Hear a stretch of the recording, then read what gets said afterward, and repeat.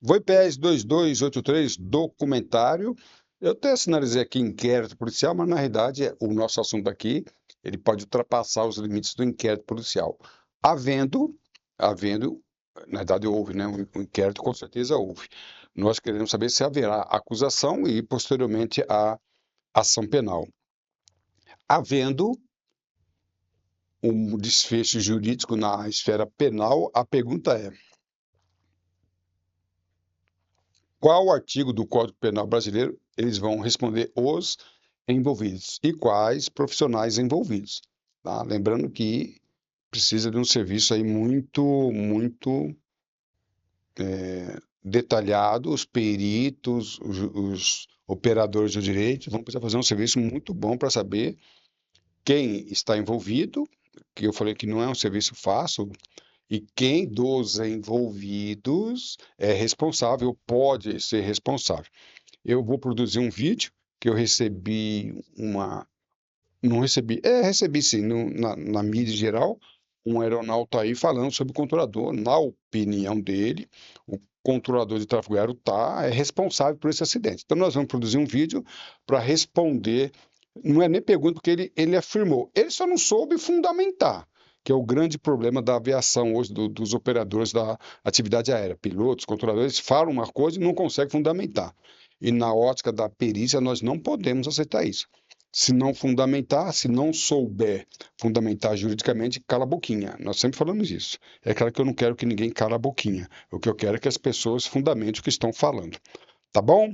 Qual é o artigo penal, professor Calazans? E aí, nós estamos vendo uma abordagem dentro da concepção de CSI da aviação. Para mim, professor Calazans, sempre.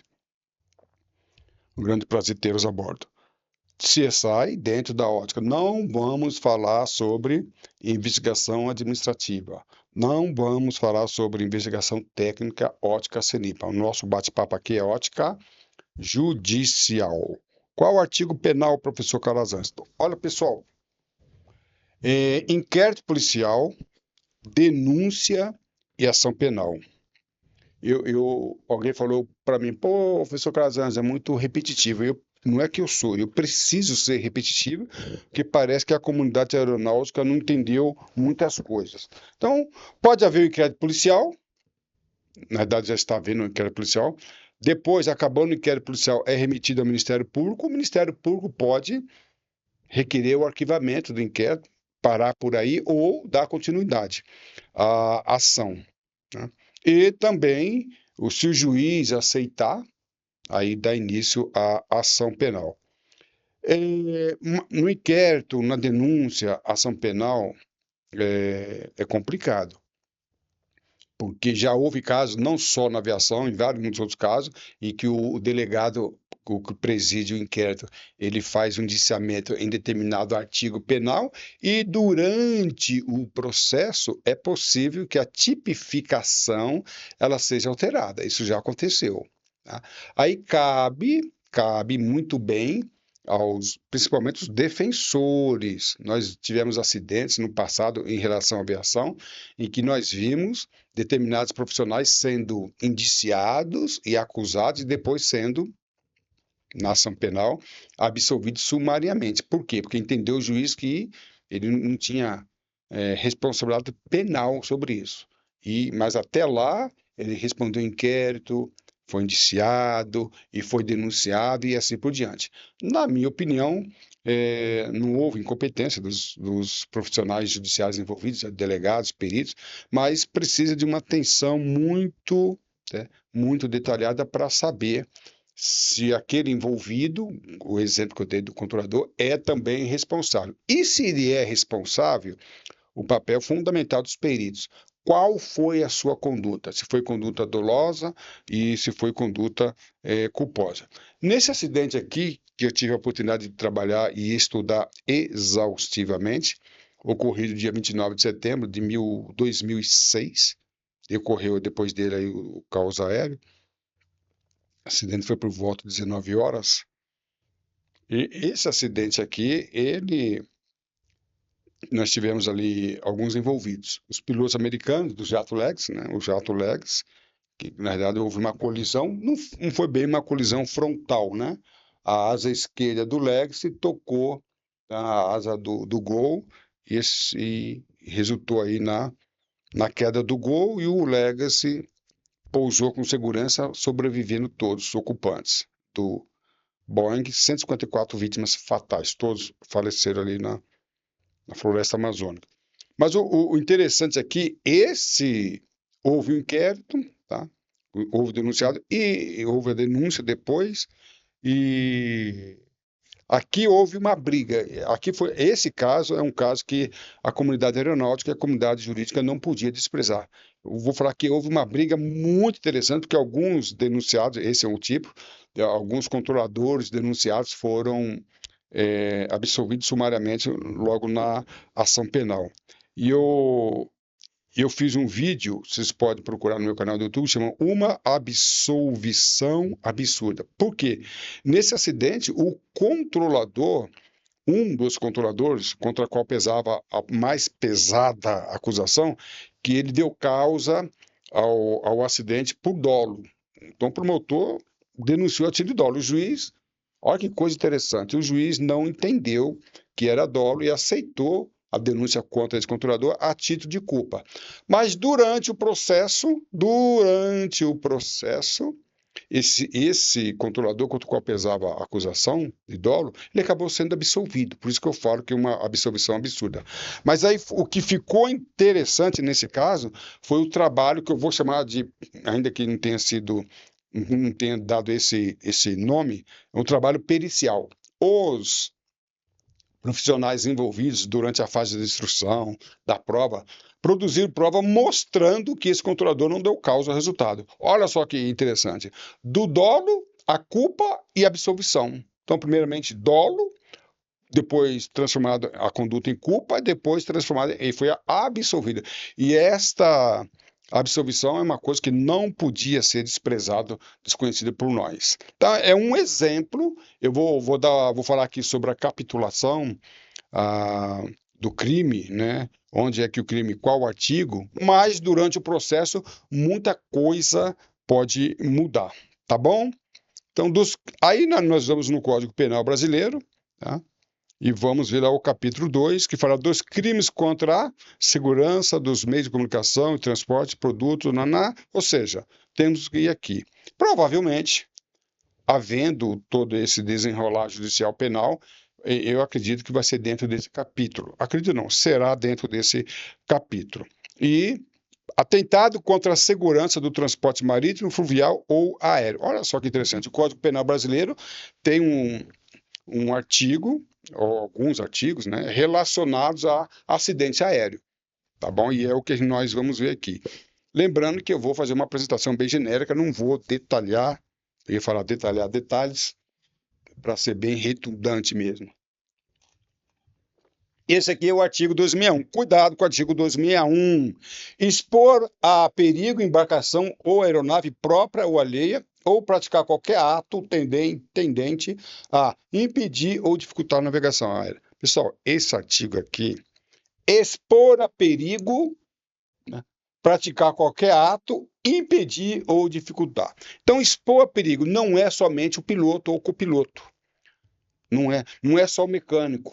Então, olha que coisa interessante. O acidente, o crime, ele pode sair da cabine e pegar pessoas que estão fora do voo. Então, a título de exemplo, não vou culpar ninguém. Se houver alguém envolvido da manutenção, da operação, da segurança, e a conduta desses profissionais que não estavam no voo, podem responder pelo resultado. Se por uma conduta ou outra, falta de manutenção, por exemplo, ou a liberação do avião em pane, por exemplo, não posso ainda afirmar que houve isso. Então, se alguns profissionais que não estavam dentro, mas expuseram a perigo, né? Então, pode ser qualquer profissional envolvido na operação de voo que, de uma maneira ou outra, ele contribuiu com o resultado. E aí, outro ponto que eu chamo a atenção é o nexo causal. Eu falo, no nosso curso de perito aeronáutico, esse é o ponto principal. Saber relacionar a conduta do profissional com o resultado. Isso aí é o ponto muito importante que eu tenho sido repetitivo. Então, expor perigo. Praticar qualquer ato. ou impedir ou dificultar a aeronave, tá? E aí é um trabalho muito interessante. Repito, os operadores do direito, juntamente com os peritos, é que podem identificar, tá, o que realmente aconteceu. Esse trabalho, que eu chamo de trabalho de perícia, é impressionante. Eu vou dar um exemplo aqui, expor a perigo. Isso aconteceu várias vezes, vários locais no Brasil. Eu vou pegar um caso que eu acompanhei lá em Guarulhos. Laser, aquela molecada, aquele pessoal que fica jogando laser no avião. Tá? Já houve casos dessas pessoas serem enquadrados no 261. Por quê? Expor a perigo por qualquer ato. Então, teve caso que a aeronave arremeteu, teve o seu pouso dificultou a navegação.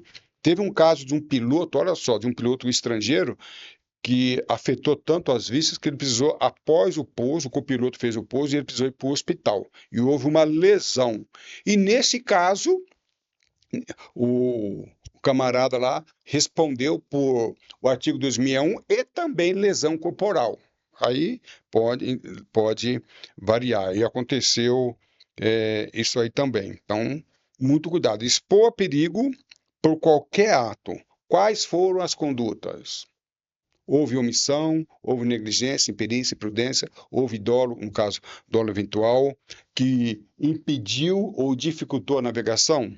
Se houve, olha, presta atenção, a aeronave não, o artigo 261, caput, a aeronave não precisa cair, tá?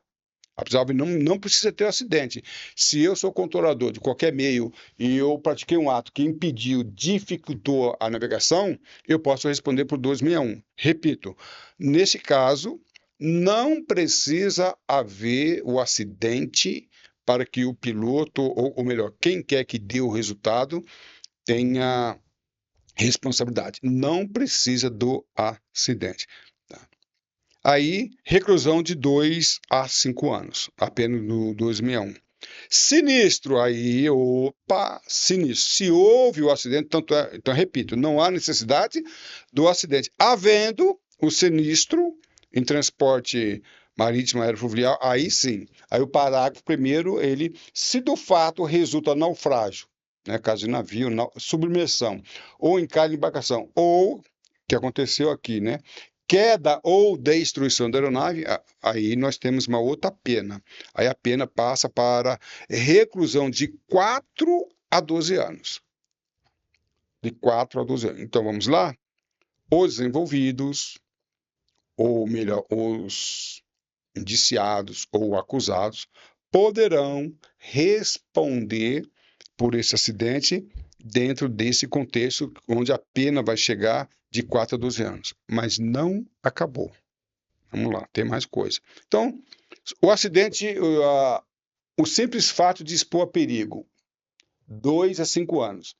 Havendo acidente, 4 a 12 anos. Então, controlador, piloto, mecânico, DOV, piloto, copiloto, gerente, eu falo gerente, mas os profissionais envolvidos na segurança, na operação de voo, preste atenção na conduta de vocês, hein? Dependendo do que vocês fizerem, vocês podem ser enquadrados aqui. Aí vamos à modalidade culposa. Então, o crime prevê modalidade culposa, imperícia, imprudência e negligência. Lembrando, se houve outro ponto aqui que vai ser muito, precisa ser bem trabalhado. Eu quero só dizer, pessoal, que havendo processo, vai dar trabalho para os operadores e peritos. Houve imperícia, os pilotos, os mecânicos não souberam, não sabiam que deveriam saber. Houve imprudência, voar em condições meteorológicas adversas, sabendo. Houve negligência, deixaram de fazer o que deveriam ter feito, deixaram de fazer a manutenção devida, deixaram de relatar o que deveria ser relatado. Tá? Vamos trabalhar em cima disso aqui. Repito, eu não estou nesse caso, claro, mas quem estiver, se prepare que vai ter um trabalho muito interessante, tá bom? No caso de culpa, se ocorre o sinistro, né? Se houve acidente, a pena é detenção de 6 meses a 2 anos. Culposa, tá bom? E aí vem a forma qualificada. Pessoal, forma qualificada, ela, para mim, acho que vai ser o maior trabalho, vai ser dentro da forma qualificada. Aqui vai dar um trabalho incrível. Então vamos ver o que é forma qualificada. A gente vai no artigo 263. Olha só. Se qualquer dos crimes previstos nos artigos 260 a 262, estamos estudando apenas 261, no caso de desastre ou sinistro que resulta lesão corporal ou morte, aplica-se o disposto no artigo 258. Então vamos lá. Tudo que nós vimos até agora é não havendo morte. Mas se houver morte ou lesão corporal, aí as coisas se complicam mais ainda. Então, vamos aqui resumir. Nós temos aí 3 níveis. A exposição apenas, havendo a exposição, não havendo acidente, é um enquadramento, é uma determinada pena. Havendo a queda da aeronave, nós temos aí uma situação mais complicada. Tá? Um enquadramento mais pesado. Mas, além de tudo isso, havendo exposição, havendo a queda e havendo morte ou lesão, aí o enquadramento ele se intensifica mais ainda, e que é o caso do voo IPES 2285. A aeronave foi exposta a perigo, a aeronave foi sinistrada e teve mortes. No caso, não teve feridos, teve a morte aí dos 62 ocupantes, sendo 4 tripulantes e 58 passageiros. Então vamos ver. Quando acontece lesão corporal ou morte, aí nós temos que fazer uma engenharia, né? Fazer uma engenharia aí e ver o que diz o artigo 258. Então, havendo morte, que foi o caso, ou lesão corporal, precisamos passear e chegar até o artigo 258. E o artigo 258, aí, olha, presta atenção, operadores do direito, peritos. Havendo morte, que foi o caso, remete ao artigo 258. O artigo 258 considera 2 pontos: se houve dolo ou culpa e se houve lesão corporal ou morte. Então, aqui está resolvido. Não houve lesão corporal apenas, mas houve morte. Então está resolvido. O artigo 258 considera esses 2 pontos. Mais importante é o dolo ou culpa. Daí, os defensores, os advogados, os peritos, técnicos de assistências, vai ter uma briga, como houve uma briga no caso do Legacy. Vai ter uma briga fundamental, porque pode ser que o promotor acuse a título de dolo e a defesa vai ser para absolvição, claro, ou transformação de culpa. E aí vai ser, para mim, vai ser o ponto crucial desse processo. Havendo processo, é claro. Olha só, se em termos de dolo, lesão corporal grave, a pena é aumentada da metade, tá? Havendo dolo, morte, que é o caso, a pena aplicada em dobro. A pena é dobrada. Por isso que o camarada que deu causa a um sinistro aéreo e teve na sua conduta tipificado o dolo, ele vai ter tudo aquilo que nós vimos aqui. Eu não vou fazer o cálculo matemático aqui, tá, pessoal? Não é o nosso objetivo aqui. Mas cuidado, o caso do 907 Legacy, um dos controladores foi acusado a título de dolo, que foi absolvido, mas dentro do processo, por um outro profissional envolvido, o juiz entendeu que havia dolo, tá? E aí, companheiro, a pena vai lá para cima. Culpa, lesão corporal. Né? A pena aumenta a metade da culpa em relação ao que está escrito no artigo 261. Culpa, se houve morte, homicídio culposo. Olha só que interessante, se houve culpa, se houve morte, não tem essa dúvida, houve morte. Mas se a morte ela derivou da culpa, aplica-se a pena do homicídio culposo aumentado de 1/3.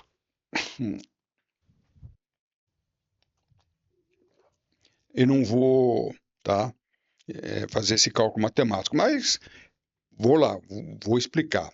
Presta atenção aí, operadores do direito e profissionais da atividade aérea. É possível, eu acredito, que dependendo da sentença, dependendo da sentença, né, da acusação, de tudo que ocorrer, se houve uma acusação, uma condenação a título de dolo por morte, é possível que gire a pena na casa dos 20 anos. Tá bom? Não vou fazer esse cálculo aqui agora, mas é possível.